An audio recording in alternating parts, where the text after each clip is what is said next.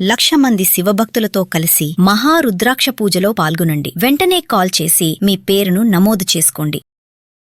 నమస్కారం గురుగారు. నమస్కారం అమ్మా. భక్తులు 2 రకాలు ఉంటారు గురుగారు. ఒకరు ఏంటంటే గంటలు గంటలు చక్కగా కూర్చొని మంచిగా పూలకి అన్నిటికీ మంచి డబ్బు ఖర్చు పెట్టి అన్ని రకాలుగా చేస్తూ గుళ్ళకి వెళ్తూ అన్నీ చేస్తారు. కాకపోతే కొంతమంది మధ్యకాలంలో మనం చూస్తూ ఉన్నాం ఏంటంటే అవతల వాళ్ళ ఇంట్లో ఏం జరుగుతుందో, లేకపోతే వాళ్ళు ఏదన్నా వాళ్ళకి ఇబ్బంది పెట్టిన వాళ్ళు చిన్న దానికి కూడా వాళ్ళ చెడు కావాలి, వాళ్ళకి ఏదో ఒకటి కావాలి అని కోరుకునే వాళ్ళు నాశనాలు కానీ ఇలా ఉంటాయి. అంటే ఇన్ని పూజలు చేస్తున్నా లోపల కుళ్ళు కుతంత్రాలు మాత్రం ఏమాత్రం తగ్గట్లే. అదొకటే. ఇంకో 2 రకమైన భక్తులు ఉంటారు. మేము అంత చేయనీక అంత టైము లేదు, అలా చేయలేకపోతున్నాము, కానీ భగవన్నామ స్మరణ మాత్రం వీడలేదు, ఇంకొకరికి ఇబ్బంది పెట్టేలాగా మేము ప్రవర్తించాం. నిజంగా ఇప్పుడు ఈ ఇద్దరి భక్తులలో భగవంతుని ఆశీస్సులు ఎవరికి ఉంటాయి? విషయం ఏంటంటే అమ్మా, జగతః పితరో వందే పార్వతీ పరమేశ్వరం. జగత్తు మొత్తానికి పరమేశ్వరుడు తండ్రి, పార్వతీదేవి తల్లి. ఈ పూజ చాలా మంది, ఇప్పుడు మీరు అడిగినటువంటి ప్రశ్న మమ్మల్ని చాలా మంది అడిగారు. లోపల ఈర్షాద్వేషాలు పెట్టుకుని ఎదుటివాడి నాశనం కోరి వాడు ఎన్నో పూజలు చేస్తే వాడినే దేవుడు అనుగ్రహిస్తాడా అంటే అనుగ్రహిస్తాడు. వాడికి కేవలం పూజ చేసినటువంటి ఫలితాన్ని మాత్రమే అనుగ్రహిస్తాడు. ఈ లోపల ఉన్నటువంటి ఈర్షాద్వేషాలు, ఈ కుళ్ళు కుతంత్రం, ఇదంతా కూడా వాడికి పాపకర్మ ఫలితం వెళ్ళిపోతుంది. ఈ పాపకర్మ అనేటటువంటిది భగవంతుడు తప్పనిసరిగా దానికి శిక్షణ వేస్తాడు. కర్మ ఎవడైనా అనుభవించాల్సిందే. మనం చేసేటటువంటి పూజలు ఎప్పుడూ కూడా తెలియక చేసినటువంటి పాపములు మాత్రమే నివారణమవుతాయి తప్ప తెలిసి చేస్తూ ఆ పూజని చెయ్యకూడదు. ఇప్పుడు చాలామంది ఏం చేస్తూ ఉంటారయ్యా అంటే, అన్నదానాన్ని మించినటువంటి దానం లేదు, అన్నదానం చేస్తే సకల పాపాలు పోతాయి అంటే వాడు ఓ మడ్రో లేకపోతే ఓ మానభంగమో లేకపోతే వాడు ఏదో ఒకటి చేసేవాడు ఒక 1000 మందికి అన్నదానం చేస్తే ఆ పాపం పోయినట్ట కాదు. వీడు ఏదైతే పాపకర్మ చేశాడో తెలిసి చేసినటువంటి పాపకర్మ యొక్క ఫలితం తప్పనిసరిగా అనుభవిస్తాడు. దాంట్లో మాత్రం 100% గ్యారంటీ. వాడు 1 కోటి రూపాయలు పెట్టి పూజ చేసినా సరే వాడు చేసిన పాపానికి తప్పనిసరిగా శిక్ష ఉంటుంది. కర్మ ఫలితం.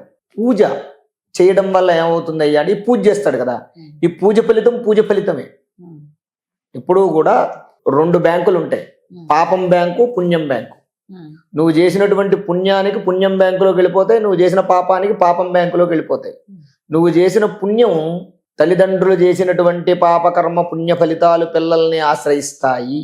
కాబట్టి మన పిల్లలకి ఆ పుణ్యాన్ని ఇస్తాడు. ఇప్పుడు నాకు ఒక సందేహం వచ్చింది. కొంతమంది ఒకరు నాశనం కావాలి అని చెప్పి పూజలు చేసే వాళ్ళు కూడా ఉన్నారు. అమ్మా, మరి అక్కడ ఎలా ఉంటది పూజా విధానం అంటే దాని ఫలితం? మన సనాతనమైన ధర్మంలో సాత్వికమైనటువంటి పూజల్లో ఏ దేవుడు కూడా ఎదుటివాడు నాశనం అవ్వాలని పూజ చేస్తే ఫలితాన్ని ఇవ్వడు. ఏ దేవుడు ఇవ్వడు. కేవలం ఎదుటివాడు నాశనం అవ్వాలని చేసి, అందుకే క్షుద్ర పూజలు, తాంత్రిక పూజలు అనేవి ఎందుకు వచ్చాయ్యా అంటే, ఇప్పుడు ఈ దేవుళ్ళు వీళ్ళు వెళ్ళి ఏమండి నన్ను వాడు బాధ పెడుతున్నాడు వాడిని చంపేయండి అని అంటే, వీడు వెంటనే ఈ దేవుడు వెళ్ళి వాడిని చంపేస్తే అసలు క్షుద్రాలు తాంత్రికాలు రావు కదా. ఎక్కడి నుంచి వచ్చాయి అవి అంటే, ఎప్పుడైతే మనం ఒక దాన్ని పట్టుకున్న తర్వాత దానివల్ల పని అవ్వదో అప్పుడు 2వ దాన్ని పట్టుకుంటాడు. అలాగా ఎప్పుడూ కూడా అమ్మ, భగవంతుడు ఎప్పుడూ కూడా ఎదుటివాడి నాశనాన్ని కోరుకోడు. అందరి యందు కూడా వాడు వెధవైనా, వాడు చెడ్డవాడైనా, వాడు మంచివాడైనా, వాడు ఎలాంటి వాడు పుణ్యాత్ముడవని, వాడు పాపాత్ముడవని ఒకటే విధమైనటువంటి దృష్టితో చూస్తాడు భగవంతుడు. పుణ్యాత్ముడిని భక్తుడిని ఇంకొద్దిగా ఎక్కువగా చూస్తాడు. అక్కడ మనం తెలుసుకోవాల్సినటువంటి విషయం, పుణ్యాత్ముడికి పాపాత్ముడికి ఒకటే దారి. కానీ పుణ్యాత్ముడు భక్తుడు ఎవరైతే ఉంటాడో వాడికి కొద్దిగా గేట్ పాస్ ఇస్తే తొందరగా పంపిస్తాడు. అంటే వాడికి కొద్దిగా భగవంతుడికి వాడంటే ప్రీతి ఎక్కువ. అలా మనస్సులో కుళ్ళు కుతంత్రాలు పెట్టుకుని పూజ చేసినంత మాత్రాన ఆ పూజకి ఫలితం కలుగుతుందని మనం అనుకోకూడదు. నువ్వు చేసిన పూజకి ఫలితం కలుగుతుంది, కానీ ఆ ఫలితాన్ని ఇన్స్టెంట్గా నీకు ఎంతవరకు ఇవ్వాలో అంతవరకే ఇస్తాడు భగవంతుడు. కానీ ఎదుటివాడిని నాశనం అవ్వాలని కోరి చేస్తే మాత్రం నీకు ఏ ఫలితం రాదు, డబ్బు వేస్ట్ తప్ప నీకు ఉపయోగం లేదు. 2వది నామపారాయణం చేసేవాళ్ళు. ఈ కలియుగంలో అసలు కృతయుగం ఉంది. కృతయుగంలో ఒక కోరిక తీరాలి అంటే కొన్ని లక్షల సంవత్సరాలు తపస్సు చేయాల్సి వచ్చేది. వాడికి ఏదైనా ఒక పదవి రావాలన్నా లేదా సంతానం కలగాలన్నా లేదా ఇంకోటో కోరిక తీరాలంటే కొన్ని లక్షల సంవత్సరాలు తపస్సు చేయాల్సి వచ్చేది. అంత సంవత్సరాలు తపస్సు చేసిన దేవేంద్రుడు, తర్వాత వరుణదేవుడు, అగ్నిదేవుడు వీళ్ళందరూ పరీక్షలు పెట్టి వాడిని ఇబ్బందులు పెట్టి ఆ వాటికి కూడా తట్టుకుని నిలబడగలిగి జపం ఆ వాడు తపస్సు చేస్తేనే అప్పుడు మెయిన్ క్యాండిడేట్ వచ్చి ఏ వరం కావాలంటే ఆ వరం ఇచ్చేవాడు.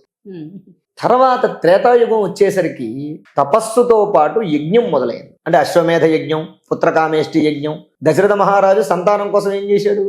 యజ్ఞం చేశాడు. 100 రోజులు యజ్ఞం చేశాడు. అప్పుడు ఆ 100 రోజులు యజ్ఞం పూర్తయిన తర్వాత యజ్ఞేశ్వరుడు వచ్చి, అంటే యజ్ఞ భగవానుడు వచ్చి, అగ్నిదేవుడు వచ్చి పాయసం ఇవ్వడం, అది తాగడం, సంతానం కలగడం జరిగింది. ద్వాపర యుగం వచ్చేసరికి ఏమైందయ్యా అంటే పూజ, తపస్సు, యజ్ఞము, పూజ 3 వచ్చాయి. ఈ 3 చేయడం వల్ల ఏమైంది?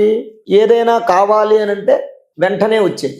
వెంటనే అంటే ఓ 10 ఏళ్ళు, ఓ 100 రోజులు అలాగా వచ్చేది. ఇంకోటి కలియుగంలో ఈ 3టికి మనిషికి సమయం లేదు. అందువల్ల ఏం చేశారంటే కలౌ స్మరణాన్ ముక్తి.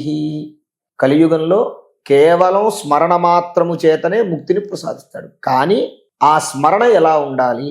నువ్వు ఒక్కసారి రామ అన్నా సరే కలియుగంలో 10 కోట్ల సార్లు నువ్వు రామనామం జపించినటువంటి ఫలితం వస్తుంది. కానీ ఆ రామ అనేటటువంటి 2 అక్షరాలు చెప్పేలోపు నీ మనస్సులో ఏ విధమైనటువంటి ఈర్షాద్వేషాలు కానీ, కుళ్ళు కుతంత్రాలు కానీ, వేరే ఆలోచనలు కానీ ఉండకూడదు.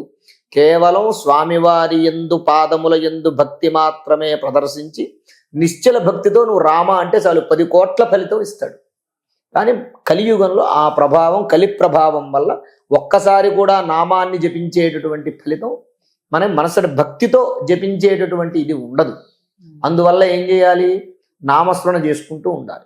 మరి ఇప్పుడు ఎక్కువ సార్లు పెద్దవాళ్ళు పూర్వం కూర్చుని రామ శ్రీరామ శ్రీరామ నమస్వాయ నమస్వాయ అను శ్రీమాత్రను అనుకుంటూ ఉండేవాళ్ళు. అలా ఎందుకు అనుకుంటారు వాళ్ళు? మనం అనుకుంటూ ఉండే వాళ్ళకి ఏం పని పాట లేదా? పొద్దున్న లేస్తే లేచిన దగ్గర నుంచి ఓ జపమాలు తీసుకుని రామ రామ రామ రామ అని చెప్పి జపం చేసుకుంటూ ఉంటారు. నేను వేరే ఏమన్నా పని చేసుకోవచ్చు కదా అనుకుంటూ ఉంటాం. వాళ్ళు చేసినటువంటి అన్ని కోట్ల నామాలలో కనీసం ఏ ఒక్క నామమైనా సరే మనఃపూర్వకంగా గనక చెప్పగలిగితే అది నన్ను, నా కుటుంబాన్ని, నా వంశాన్ని ఆ రాముల వారు కాపాడతాడన్న కారణం చేత వాళ్ళు అన్ని వేల సార్లు రోజు పొద్దున్న లేచి సాయంత్రం దాకా జపం చేస్తూ ఉండడానికి గల అర్థం. అలా భక్తితో చేసిన, కోరికతో చేసిన, ఈర్షాద్వేషాలతో చేసిన చేసిన పూజకైతే ఫలితం ఉంటుంది. కానీ ఎదుటివాడి నాశనం కోరి చేసేటటువంటి పూజకైతే ఫలితం ఉండదు. చక్కగా చెప్పారు గురుగారు. ధన్యవాదాలు.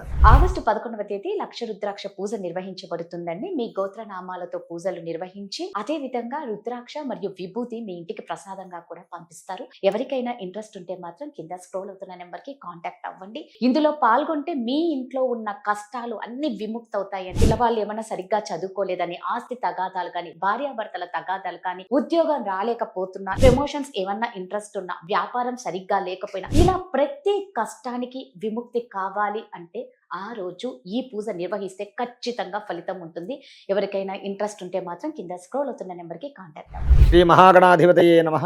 ఆరోగ్యము, ఐశ్వర్యము, ఆనందము, ఆర్థిక లాభం ఇవన్నీ కలగాలంటే ఆగస్టు 11వ తారీఖు మంగళవారం రోజున మేము నిర్వహించేటటువంటి లక్ష రుద్రాక్షల పూజలో పాల్గొనండి. పరమేశ్వరుడి యొక్క అనుగ్రహం వల్ల సర్వ విధములైనటువంటి కష్టాలు నివారణమై ఐశ్వర్యాలు కలుగుతాయి. లక్ష రుద్రాక్ష పూజలో పాల్గొనేటటువంటి వారు స్క్రీన్ మీద స్క్రోల్ అవుతున్నటువంటి నంబర్లకు కాల్ చేసి రిజిస్ట్రేషన్ చేసుకోగలరు.